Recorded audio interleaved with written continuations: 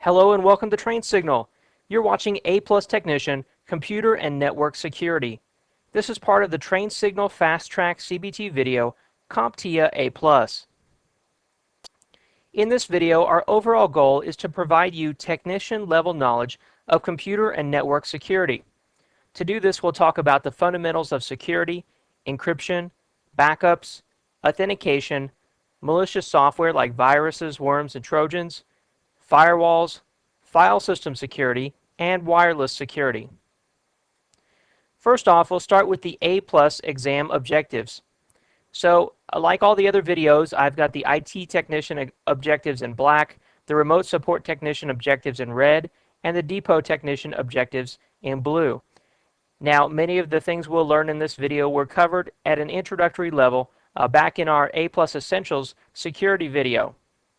So in this video, we'll talk about identifying the fundamentals and principles of security, both for the IT technician and remote support technician.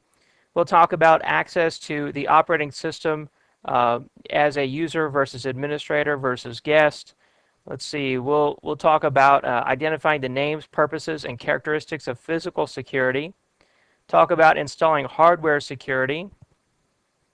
We'll learn about how to configure, upgrade, and optimize security, such as authentication, wireless, file systems.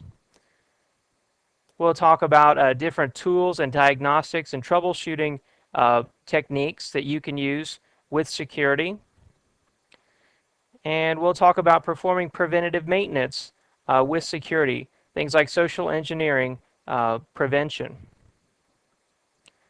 All right, so what is security?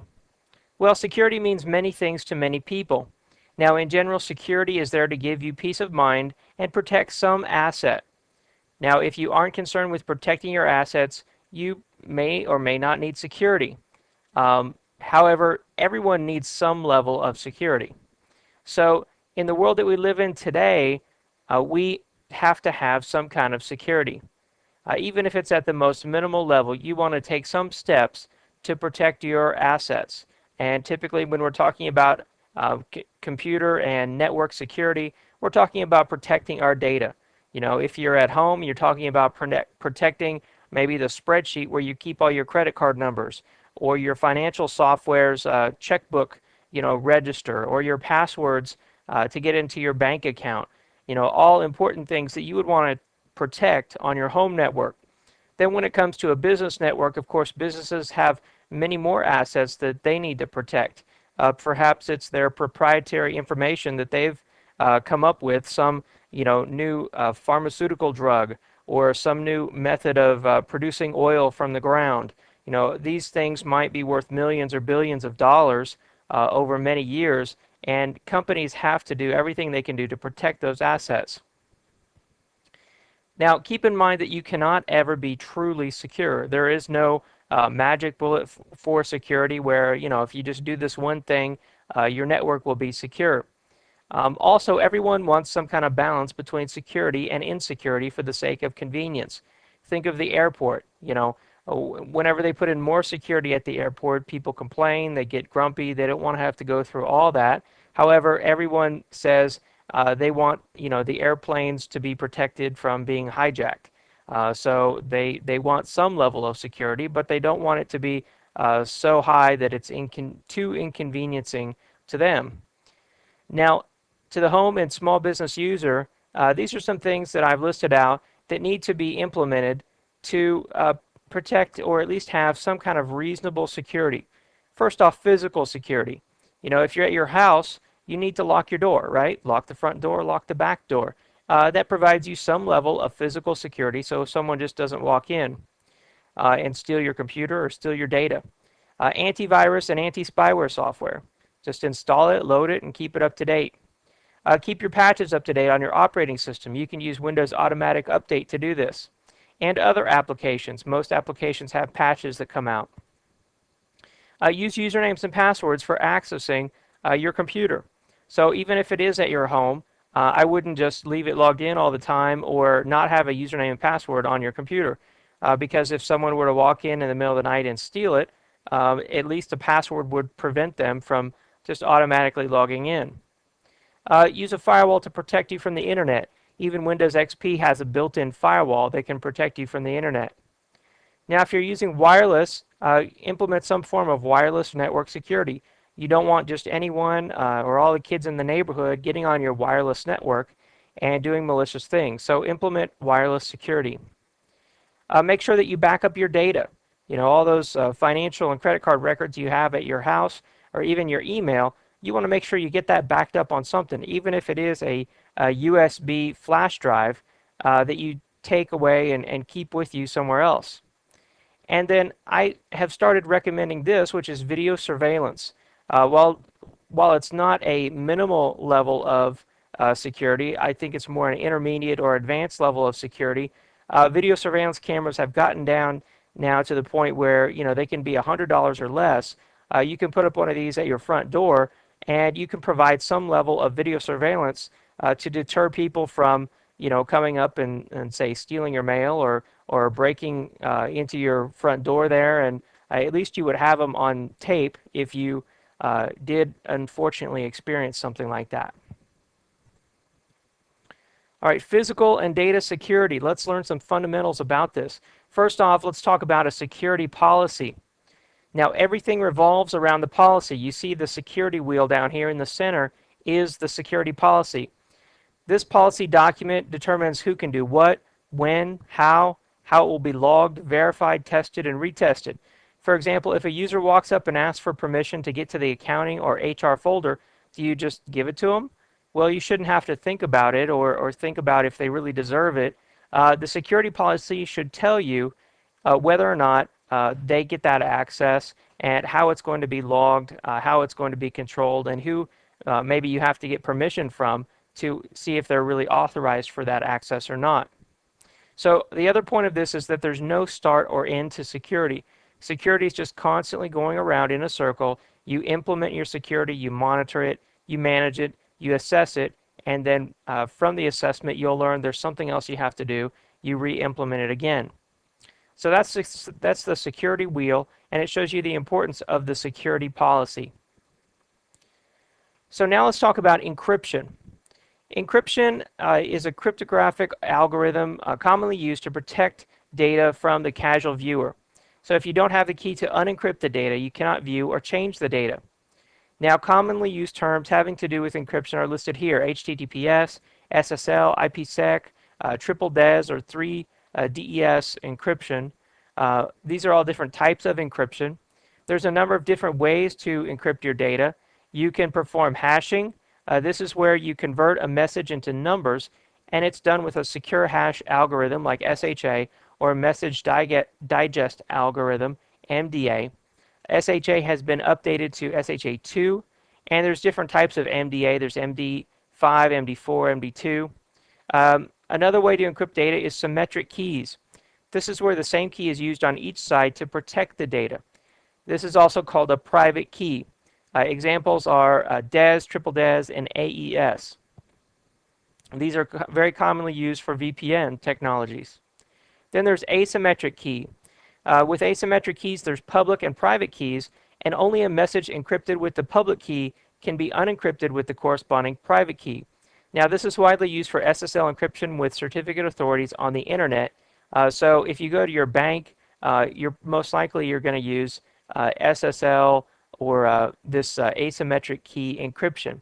This is also used with IKE, PGP, SSH, and Diffie-Hellman.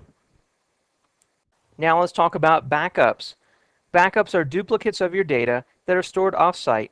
Now these backups could be paper or electronic. Most likely they're electronic. You should have a backup procedure or a rotation. This tells you when you're going to back up your data, what you're backing up, and how long you're going to keep it. You'll have a backup program. You'll have backup media or tapes or CDs or whatever it is you use. And you'll have a backup drive, some kind of drive that records the data onto the media using the backup program. You can do full backups, archivals, incrementals, or differentials. Full backups back up all your data. Archivals back up all your data, but they change the archive bit. Incrementals back up data, all your data that's been modified since the last archival or incremental. So incrementals are just that day's changes assuming you did an incremental every day since the archival. Differentials are all the changes since the last archival. So every day a differential backup will get larger and larger. Now Windows comes with a backup program called ntbackup.exe, and you should make sure that you verify your backups regularly. You don't want to back up your data for 5 years and then one day need to go restore a file and find out that really the data wasn't being backed up or the backup was no good. Now, as a technician, you should never assume that a user has backed up their data or that their data backup is valid. I would back up their data yourself before you make some significant changes like replacing their hard drive or even working on their computer's motherboard.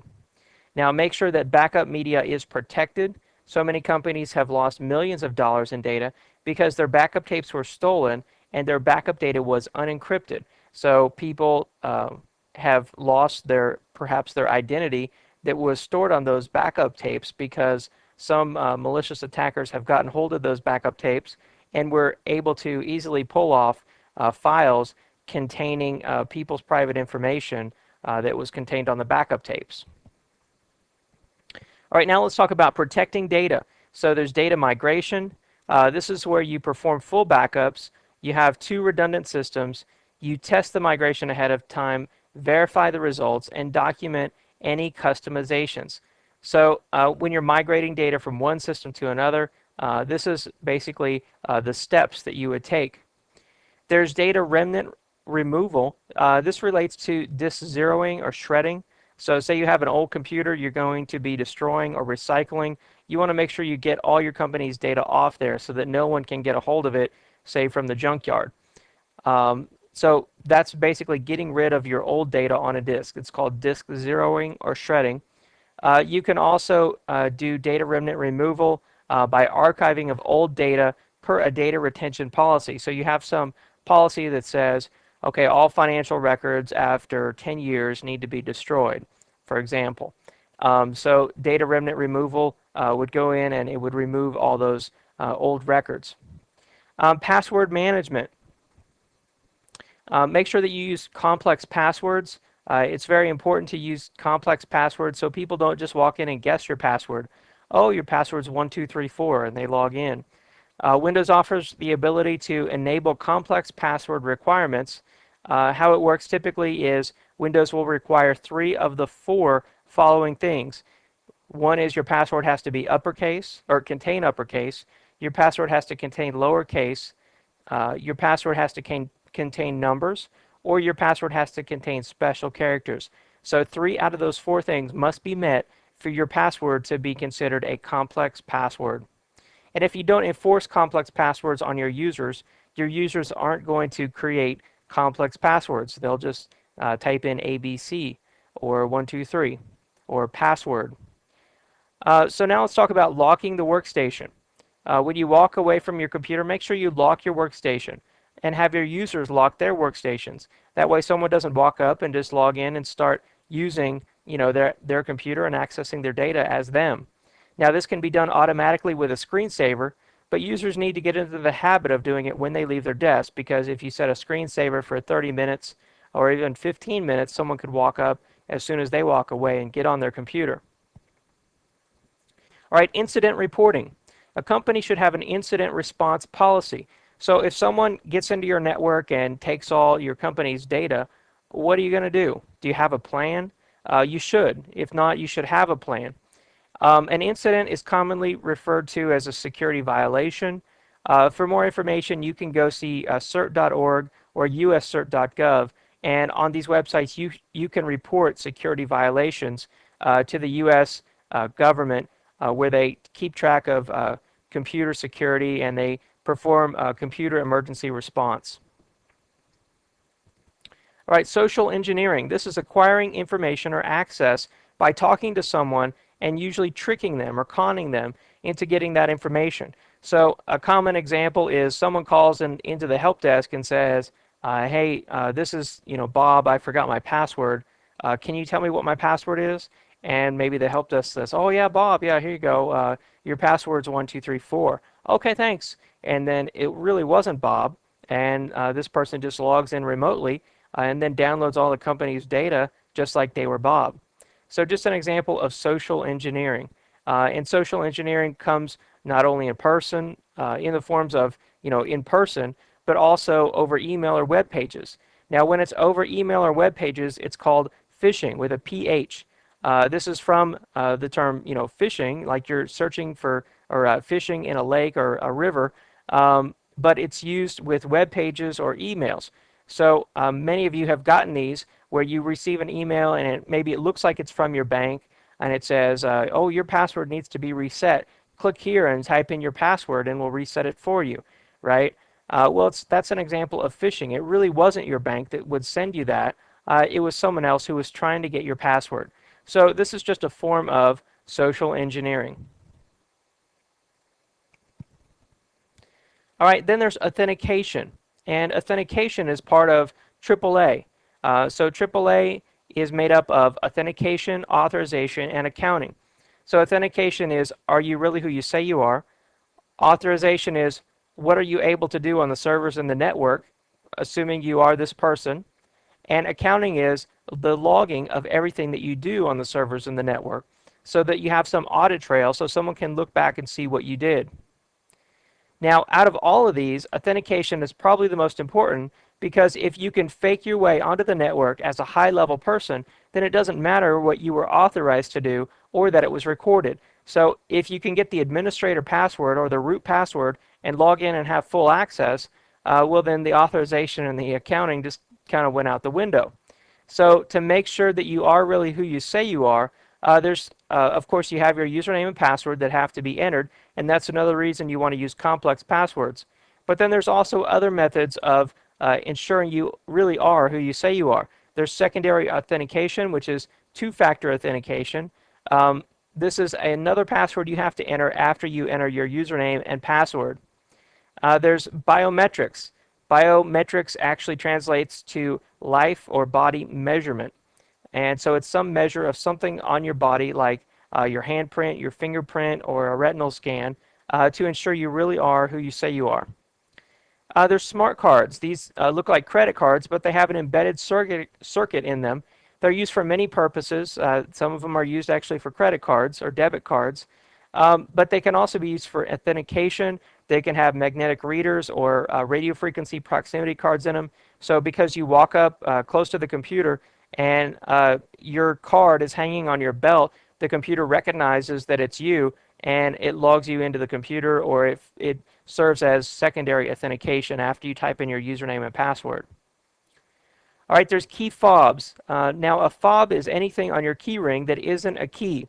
So an example might be a lucky rabbit's foot, but when it comes to computer security, these are radio frequency devices, or they have displays on them with rotating numbers, and they're used for some security purpose. So for example, I have a key fob that allows me to enter the building at my office. I wave it up by a reader and it allows me to enter the building. You can get key fobs that do, like I said, a number of other different things, including secondary authentication. All right, now let's talk about malicious software. You should beware because malicious software is everywhere. Not trying to scare you, but it really is. But there's applications out there to protect you, and if you use these applications, you will be protected and you'll stay out of trouble. So first, let's throw out a few definitions here. The first one is a virus. What is a virus? Well, a virus is a malicious program that causes damage to a computer but cannot run or spread without being executed by the user. So viruses don't just spread on their own. They have to spread with the action of some user, and usually unfortunately it's the ignorance of some user. They get an email from a stranger that says, hey, click on this cool game. Oh, okay, and then they click on it, and it's a virus, and it wipes out their computer, and then it, does something else. Or they click on it, and it emails it to 20 of their friends. There's a worm. Worms can reproduce themselves and spread on their own over the network. So the amazing thing about worms is that no user interaction is required. So just by having a port open on your connection to the internet, maybe the worm gets in, attacks all your computers, spreads to your entire network, across your whole company, then start spreading out to the internet to other computers on the internet and around the world. So worms can be very dangerous. All right, there's spyware. Spyware are programs that run and keep track of what you do and what websites you visit. Then that information is sent back to someone so that it can be sold, usually. So spyware is a privacy issue. You don't want spyware running on your computer, keeping track of what you do, and it can also be a privacy issue. All right, Trojans. Trojans are programs that appear to be valid, like a new game, but they're really not. So a Trojan comes in and it looks like a solitaire game. You run it, and it really is a solitaire game, but in the background, it's doing something malicious. All right, there's adware. Adware is software that's installed on your computer that periodically pops up ads on your system and tries to sell you something. Many people install this voluntarily and accept that these ads will pop up in return for getting something free, like free internet access or free access to a peer-to-peer file sharing network. Personally, I cannot stand adware. I don't want ads popping up on my computer really any more than I want to watch commercials on TV. But that's adware. So you can get programs that remove all of these things: adware, Trojans, spyware, worms, and viruses. They're called antivirus and anti-spyware software. The spyware usually keeps out the spyware and the adware, and then the antivirus software usually keeps out viruses, worms, and Trojans. All right, another thing is a rootkit. A rootkit is software that's loaded unbeknownst to the user and opens a backdoor for a malicious attacker to get in your system anytime and with full access. So rootkits are very dangerous because they can be on people's computers for years, and attackers over the internet from around the world could get into that computer and be stealing their personal information for years. All right, so now let's look at how to configure antivirus software. Windows doesn't come with antivirus software, but it does recognize whether or not you have antivirus software installed. If you don't have antivirus installed and enabled, it will tell you that you need to get some antivirus software. So if I go to Start, Settings, Control Panel, let's find it. Here it is, Security Center. That's what I'm looking for. All right, so in the Security Center, it knows if your firewall is on or off.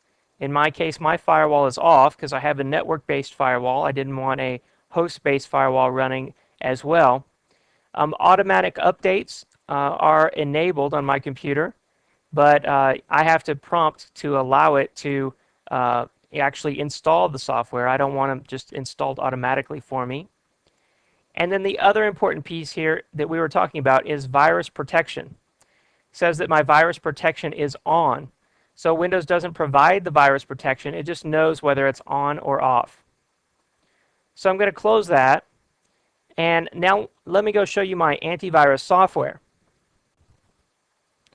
So if I go over here to Start, Programs, Network Associates, here I can configure and run an on-access scan of my computer or an on-demand scan, configure both of those. But primarily I would go into my virus scan console. If I go into this console, it tells me that my on-access scanner is enabled. So whenever a file is accessed on my computer, it's scanned for a virus. I don't have a scan scheduled to scan all my fixed disks periodically, but I could configure that. And every day at 4:00 a.m., my computer goes out to the Network Associates website and checks to see if there's a new antivirus update.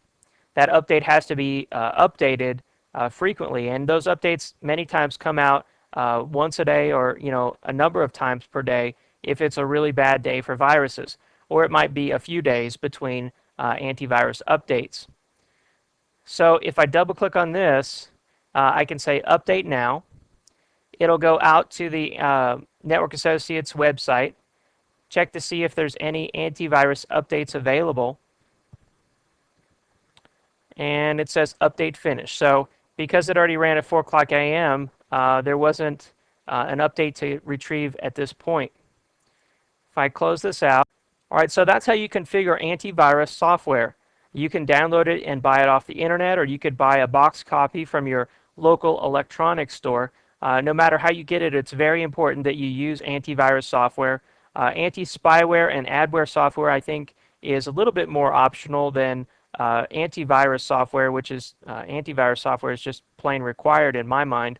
Anti-spyware software might be something you install and run periodically, but maybe you don't run it every day, or maybe it is something you need to run every day. There's a number of good anti-spyware applications on the internet.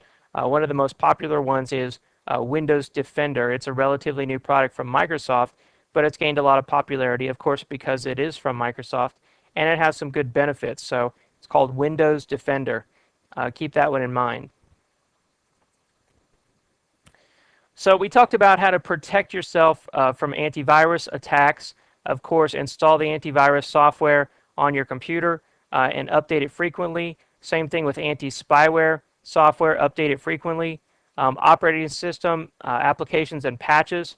Make sure you have Windows Update configured to update automatically and download those security updates and patches from Microsoft. When it comes to firewalls, you can have a firewall on your computer like your Windows XP built-in firewall. That's called a host-based firewall because it's on every computer. You can also have a network-based firewall. So like in your router that connects you to the internet, you can have a stateful firewall that's protecting your entire network from the internet. There's also other forms of firewalls like packet filters, proxy firewalls, a number of other different multi-use applications. Let's talk about those. Security appliances. There's a number of different security appliances that perform a variety of tasks. You can get appliances that perform spam prevention to protect you from inbound spam, phishing prevention, email scanning for viruses, web content scanning to prevent your business users at your company from going out to bad content on the internet. You can implement download scanning to protect people from downloading viruses or downloading executables that they might install on their PC. Of course, you can protect your entire network with antivirus software that's built into the security appliance to protect your whole network, not just individual hosts. You can get these different appliances. They're available today, and they do a variety of different things. They might do one of these things or multiple things. Maybe they even do all of these things. These appliances are called anti-X appliances because the X could be anything, but they're also called integrated threat management or unified threat management, sometimes UTM, ITM appliances or anti-X appliances. Anyhow, they're security appliances that do a lot more than just perform firewall functions. All right, so now let's talk about file system security. Now the file system, such as NTFS, that's used on your PC or server, has its own security and its own AAA. So it knows who you are. It has authentication mechanisms or and authorization mechanisms built in to know, okay, I know who you are. Now what can you access on this file system? And then it has its own accounting or logging built in. Some file systems do more, some file systems do less. You need to be aware of what your file system can do because you want to know, are your files safe? Who can access your files? Have you looked at the security permissions on the folder where you keep all your financial records? Now, NTFS is the primary file system for Windows today, and it offers a full-featured security system. Previously, FAT and FAT32 file systems only offered shared level and user level permissions. Also, be aware that shared network security can also be different from local file permissions. So what I can access over the network might be different from what I can access on the local computer. So you need to take this into consideration and test these things and make sure you understand the different security permissions that are configured. So now let's go take a look at share and NTFS security.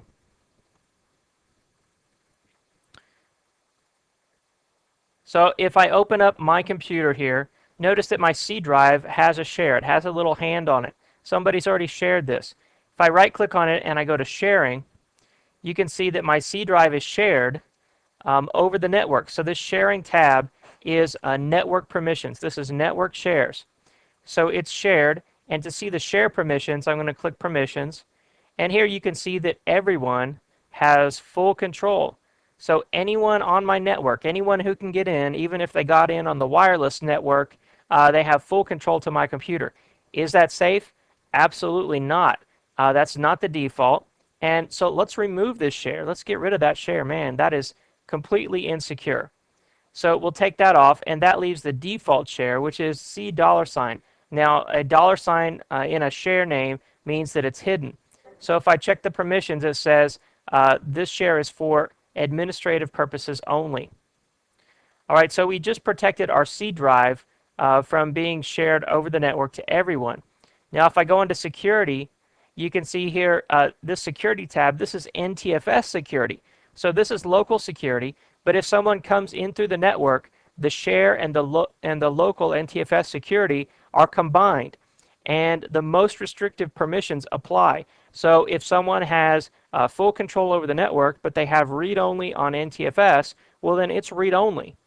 If they have full control over the network, but they have deny on the NTFS, well, then it's denied. So the most restrictive applies.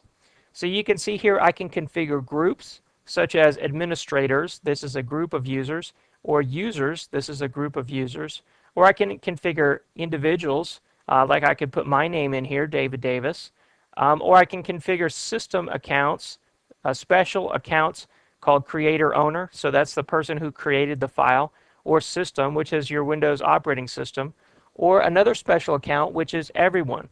Everyone has access. So by default here, we do want everyone to have some kind of permissions to the C drive, so that if someone logs into this computer, they have the permission to use the local hard drive. So let's say that we go into the C drive, and I go in and I create a new folder, and I'm just going to call it test.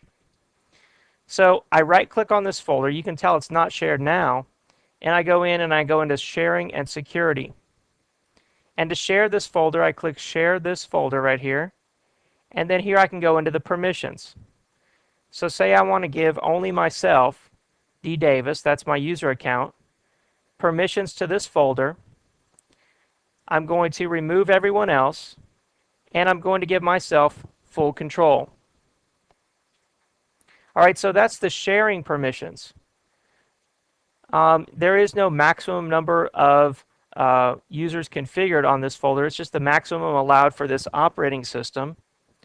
But if I go into the NTFS permissions, you can see that D. Davis, my account, just has some special permissions. They really don't have much.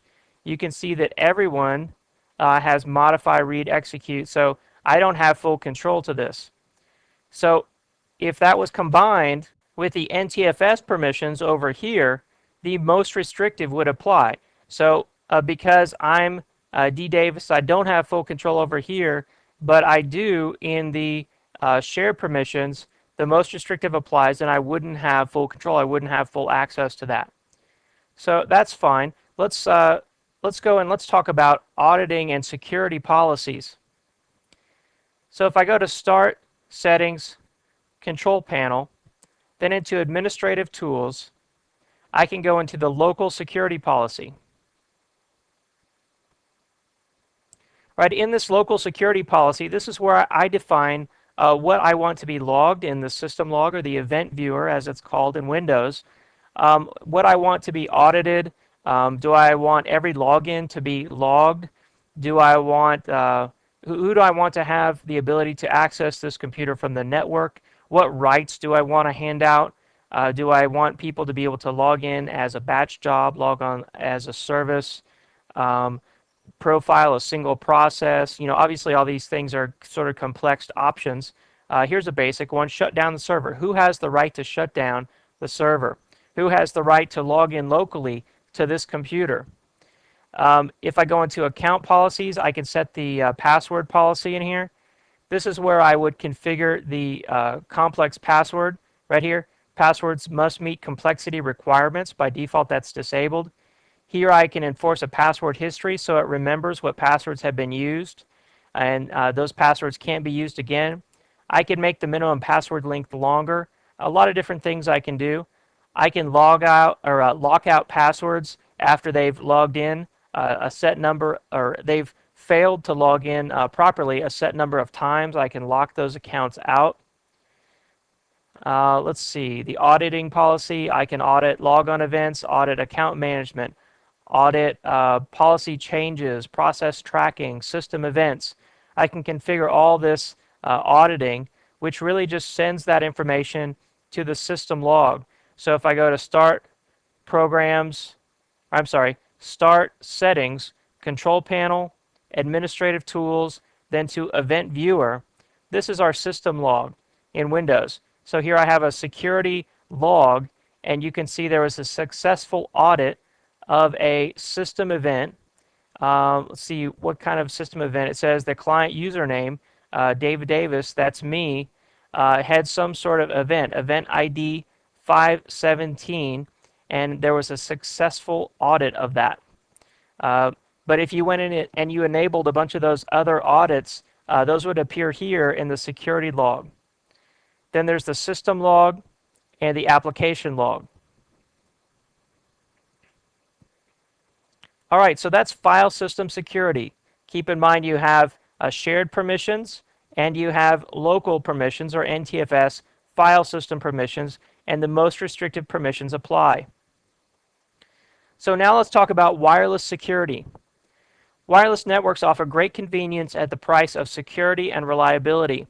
However, they don't have to be as insecure as many of them are. Now, wireless networks use a SID, or a service set identifier, to identify each network. However, just because someone doesn't know your service set identifier, or if you've hidden it, this offers little or no protection. Now, some common wireless security measures that are recommended are listed here. Disable DHCP and use static. Well, that's pretty inconvenient to do that. I wouldn't do that. You can change the service set identifier from the default. Okay, that's fine for identification purposes, but it really doesn't provide you much security. You can disable the service set identifier from being broadcast. Well, that's fine, but really it just shows people that you have something to hide. I wouldn't do that either. You can use MAC filtering. That's sort of an inconvenience. You have to keep track of every device that's on your network and only allow them, but it really doesn't provide you much security because it can be easily bypassed. You can change the default username and password on your wireless access point. I would definitely do that without a doubt. Make sure you change that. You can update the firmware in your wireless access point. I would definitely do that because there's a lot of security holes out there. You can enable a firewall on your wireless access point. Yes, you could. It's not that big a deal. Definitely enable a firewall, though, on your router that goes out to the internet. And on the home network, a wireless access point and a router may be the same device. But like I say down here, many of these are futile efforts.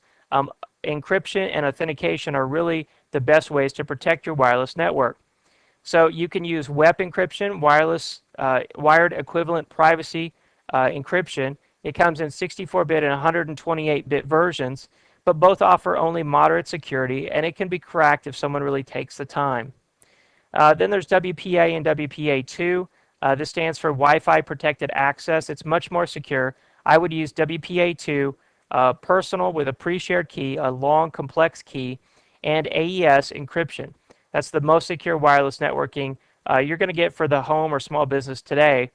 For enterprise networks or larger networks, you can combine this with Radius or 802.1x to get even a more secure solution.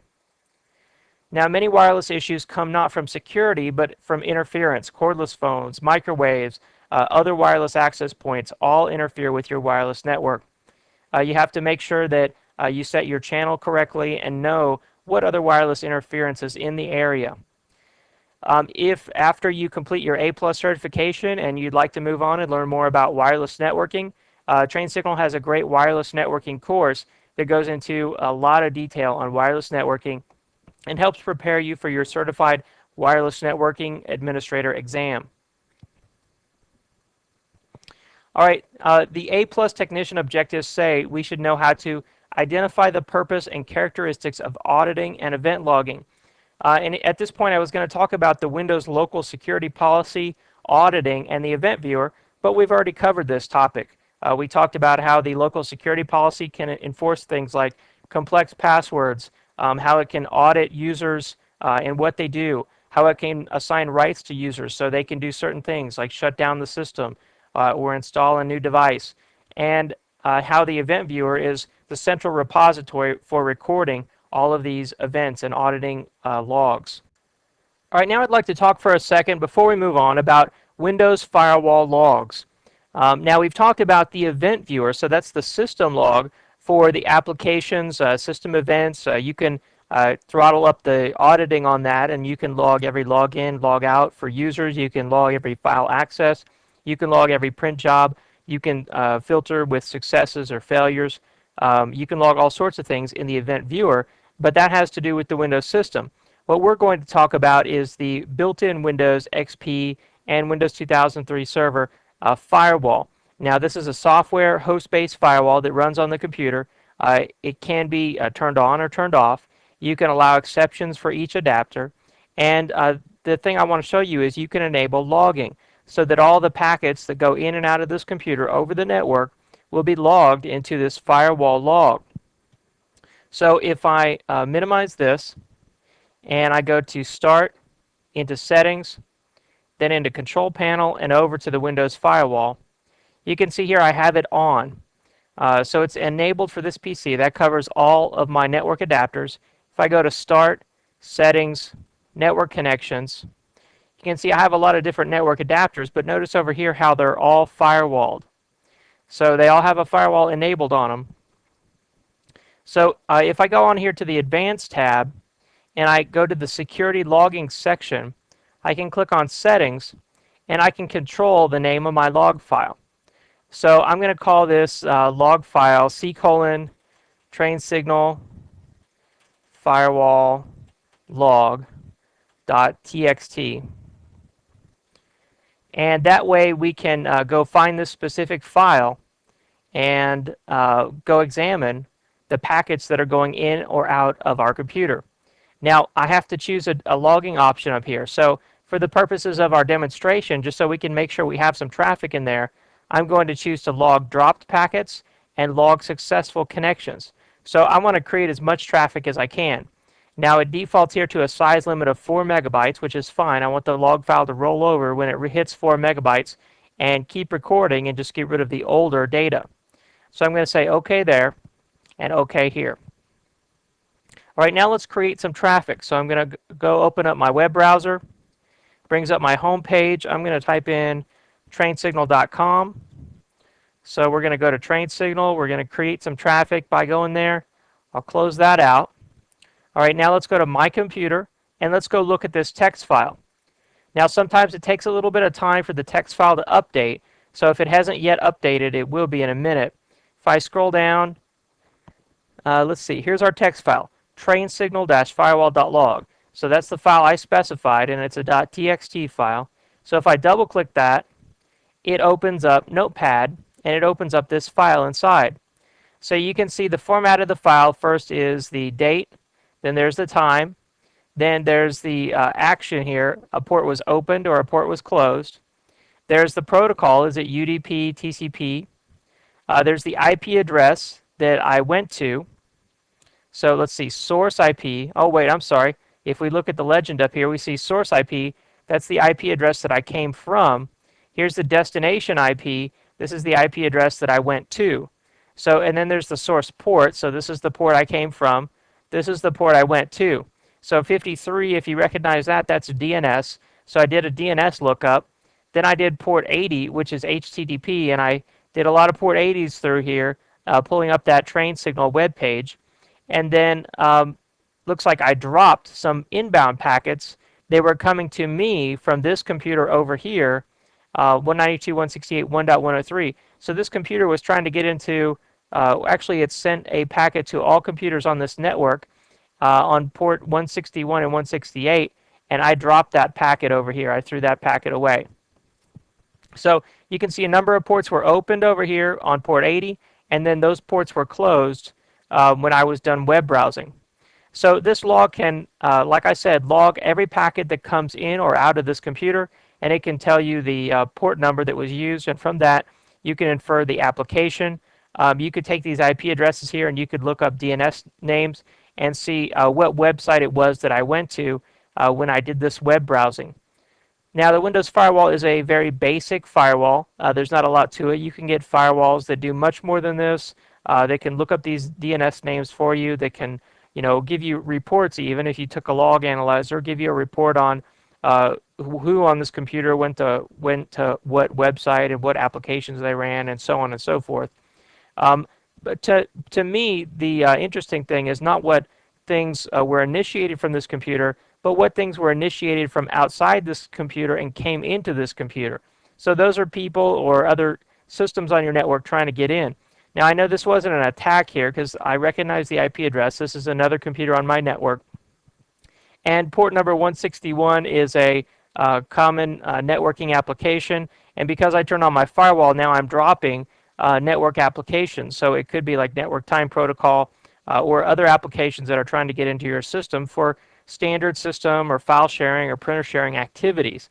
So you might not want to stop all packets coming into your computer. You might have to have some exceptions to that rule.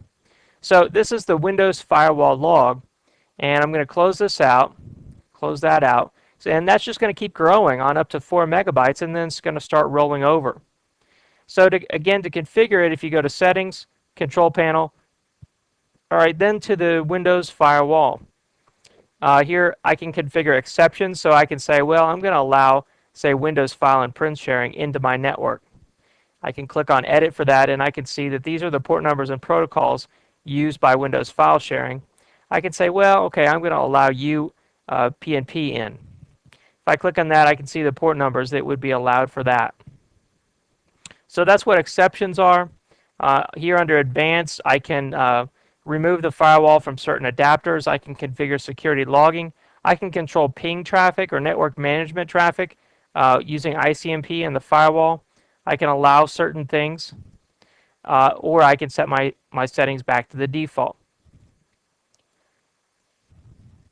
All right, so that's the Windows Firewall used to track network activity in or out of a computer, and also, more importantly, to stop malicious activity from coming into your computer. That's the primary use of a software firewall. And then, of course, I have a hardware firewall on my network that protects me or protects my entire network here on my LAN from the internet. All right, and with that, we can move on. All right, the A+ certification says you should have basic familiarity with the purposes and functions of these network security devices and technologies. So we talked about smart card readers. It's a reader. You stick this credit card-like device in, and it can provide secondary authentication or some other security mechanism. We talked about a key fob and how this is a device that hangs on your keychain, can be used for secondary authentication or physical access to a building. We talked about biometric devices, things like thumbprint scanning, retinal scanning. These can be used for secondary authentication or physical access. We talked about a number of different authentication technologies. All of these secondary authentication mechanisms, of course, usernames and passwords, all are used to make sure you really are who you say you are. We also talked about authorization and accounting, the other two parts of AAA, authentication, authorization, and accounting. We talked about installing and configuring software firewalls, how the Windows XP firewall already comes installed and it's enabled by default, but you might want to go in and tweak it or spend some time on that. You also might want to go out and buy a higher end, more sophisticated firewall for your PC. And of course, you have network-based firewalls that might be built into your local router that protect you from the internet. We talked about how to enable auditing and going into the event viewer to view those audit logs. We looked at wireless client configuration back in our networking video, and you saw how to see your signal strength. And we talked about unused wireless connections out there on the wireless network. In your area, you might have many different access points that you're not using that might be your neighbors or a friend or a local service provider's network. Shouldn't have to do anything with those. They are a little bit of a security risk in that they might be interfering with your wireless network. We talked about data access, how to configure, file system permissions, how to configure share permissions. We talked about encryption, technologies like triple DES, asymmetric and symmetric keys and hashing algorithms. And then one thing we didn't really cover, which is converting from FAT32 to NTFS. There's a command used in Windows to convert from FAT32 to NTFS. It's the convert command, believe it or not. And it's just used to convert your file system from one file system to the other. All right, now let's talk about some tools for troubleshooting security. With software firewalls, you can have firewall exceptions. This just means things that you might specifically need to allow through your firewall because you have a certain application, a special application that requires that. If you're having problems with traffic going through your firewall, you're not sure if it really is or not, you think it might be getting blocked, you can go look at your firewall log. We talked about obtaining a more robust, a commercial firewall perhaps for your computer instead of using the built-in Windows XP firewall. With many companies, you can have centralized firewall management. So say I work at a company that has 50 internet connections and I have 50 firewalls. Perhaps I buy a package that allows me to manage all those firewalls from a central application. But for a home or a small business, typically you do not have centralized firewall management. Then we talked about moving to a hardware or network-based firewall. Instead of using a software firewall installed on your PC, of course, you can get a dedicated hardware firewall that protects your whole network. And for home networks, of course, many times these are built into the integrated device that you use to connect to the internet. All right, when it comes to wireless, if you're having problems with wireless or you're troubleshooting it, make sure you take into account your antenna. You can buy external antennas many times. That can be used to enhance your range to give you greater distance and better signal strength. Make sure you know the non-overlapping channels when you're configuring 802.11b and G wireless networking. Those overlapping channels are 1, 6, and 11. So say you already have neighbors who have wireless access points on channel 2 and 5. You want to configure your access point on channel 11. Any other channels in between, say you have your access point on 10 and theirs is on 9, well, those are overlapping and they're causing interference. While there are 11 channels in 802.11 networking, there are only 3 non-overlapping channels. Very important concept most people don't think about. Make sure you get robust equipment. I mean, if it's your home network, then something from the local electronics store I'm sure will be fine. But for a business, many times those small wireless access points just can't handle the amount of traffic that a business or an enterprise network will throw at them. You need an enterprise-grade wireless access point. All right, when it comes to troubleshooting wireless, there are a ton of wireless network analyzers and monitors out there. I listed out 3 of them here. One is Kismet, one is Wi-Fi Scanner, and NetStumbler. Most of these are free and can be downloaded from the internet. They'll tell you what other wireless networks are in your area, what other channels they're on, and what their configuration is, what the range is to them, and just all sorts of other stuff, how they're secured. All right, then we can move on and talk about data access issues. Make sure you have a security policy and you know who has permission to access what. We talked about encryption technologies already. In a previous video, we talked about system restore and rollback, how you can take snapshots of your computer. You can set this up automatically, and if you have a problem with your computer, you can restore back to a previous version of your Windows registry. All right, when it comes to antivirus and anti-spyware, I've listed out here some of the different products that are available. You can use Microsoft Defender, that's used for anti-spyware. You can use Spy Blaster, Spybot, Seek and Destroy. Then for antivirus, you can use McAfee, Symantec, Trend Micro, Microsoft OneCare. OneCare is a single product that's used for antivirus, anti-spyware, firewall, backup, and anti-phishing.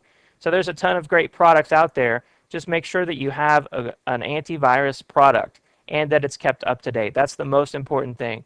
Many times the brand doesn't matter as much, just that you have it and it's kept up to date. All right, now let's talk about preventative maintenance for security systems.